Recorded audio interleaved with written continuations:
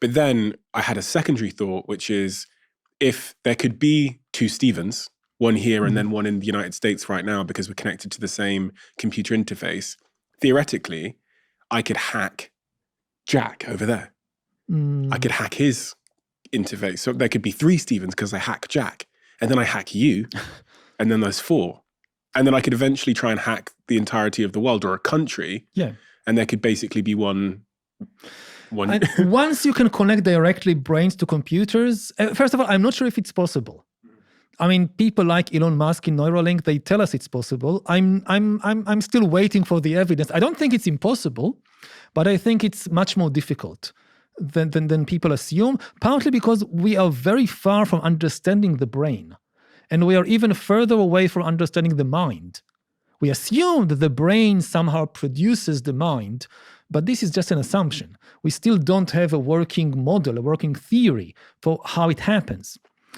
But if it happens, if it is possible to directly connect brains and computers and integrate them into these kinds of cyborgs, nobody has any idea what happens next, how the world would look like. And it is certainly makes it plausible if you reach that point, that you could have an interbrain net. The same way that lots of computers are connected together to form the internet, if you can connect also brains and computers directly, why can't we then connect an interbrain net, which connects lots of brains, as you described? Again, I have no idea what it means. I think this is the point when the way that our organic brains understand reality, even our imagination, in the end, is the product, as far as we can tell, of organic biochemistry. Do you think... We are not equipped, I think, to have a kind of serious discussion of what a non-organic brain or a non-organic mind might be capable of doing, how it would look like. And all the basic assumptions that we have about brains and minds, they are limited to the organic types. How do you feel about artificial intelligence and what's happening? This year has been a real sort of landmark year in a big leap forward for artificial intelligence, the conversation, public awareness, the technology itself, the investment in the technology, which is always, a very important indicator of what's to come. Yeah. How do you, as someone that's spent a lot of time thinking about this, emotionally, how do you feel about it? Very concerned. I mean, it's moving even faster than I expected. When I wrote, say, Homo Deus in 2016, I didn't think we would reach this point so quickly, where we are at 2023. And the world is not ready for it. And again, AI has enormous positive potential. This should be clear. And there is no chance of just banning AI or stopping all development in AI. I tend to speak a lot about the dangers simply because you have enough people out there, all the entrepreneurs and all the investors talking about the positive potential. So it's kind of my job to talk about the negative potential, the dangers. But there is a lot of positive potential. And humans are incredibly capable in terms of adapting to new situations. I don't think it's impossible for human society to adapt to the new AI reality. The only thing is it takes time, and apparently we don't have that time.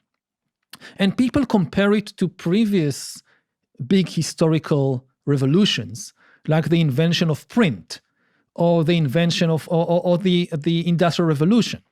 And you hear people say, yes, when the Industrial Revolution happened in the 19th century, so you had all these prophecies of doom about how industry and the new factories and the steam engines and the electricity, how they will destroy humanity or destroy our psychology or whatever.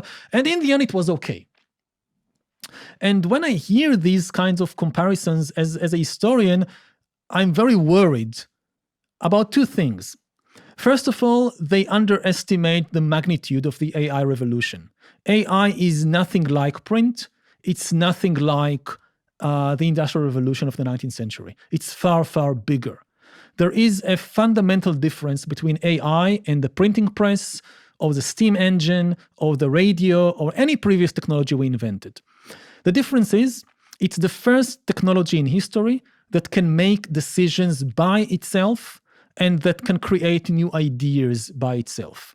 A printing press or a radio set could not write new music or new speeches and could not decide what to print and what to broadcast. This was always the job of humans. This is why the printing press and the radio set in the end empowered humanity. That you now have more power to disseminate your ideas. AI is different. It can potentially take power away from us. It can decide, it's already deciding by itself what to broadcast. On social media, it's algorithms deciding what to promote. And increasingly, it also creates much of the content by itself. It can compose entirely new music. It can compose entirely new political manifestos, holy books, whatever. So it's a much bigger challenge to handle that kind. It's an independent agent in a way that radio and the printing press were not. The other thing I find worrying about the comparison with, say, the Industrial Revolution is that, yes, in the end, in a way, it was okay, but to get there, we had to pass through some terrible experiments. When the Industrial Revolution came along, nobody knew how to build a benign industrial society. So people experimented. One big experiment was European imperialism. Many people thought that to build an industrial society means building an empire. Unless you have an empire that controls the sources of the raw materials you need, iron, coal, rubber, cotton, whatever, and unless you control the markets, you will not be able to survive as an industrial society. And there was a very close link, also conceptually, between building an industrial society and building an empire. And all the leaders, the initial leaders of the Industrial Revolution built empires. Not just Britain and France, also small countries like Belgium. Also Japan, when it joined the Industrial Revolution, it immediately set about conquering an empire. Another terrible experiment was Soviet communism. They also thought, how do you build an industrial society? You build a communist dictatorship. And it was the same with Nazism. You cannot separate communism and Nazism from the Industrial Revolution. You could not have created a communist or a Nazi totalitarian regime in the 18th century. If you don't have trains, if you don't have electricity, if you don't have radio, you cannot create a totalitarian regime. So these are just a few examples of the failed experiments. You know, you try to adapt to something completely new, you very often experiment, and some of your experiments fail. And if we now have to go in the 21st century through the same process, okay, we now have not radio and trains, we now have AI and bioengineering, and we again need to experiment, perhaps with new empires, perhaps with new totalitarian regimes, in order to discover how to build a benign AI society, then we are doomed as a species. We will not be able to survive another round of imperialist wars and totalitarian regimes.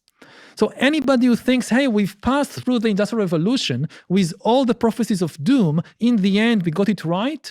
No. If as a historian, I would say that I would give humanity a C- on how we adapted to the Industrial Revolution. If we get a C- again in the 21st century, that's the end of us. It seems quite trivial to many that the AI revolution has seemed to begun with large language models.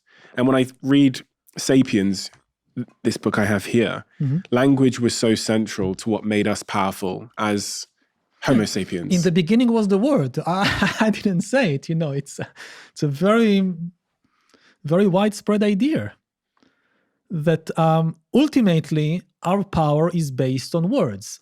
The reason that we control the world and not the chimpanzee or the elephants is because we had a much more sophisticated language, which enabled us, again, to tell these stories.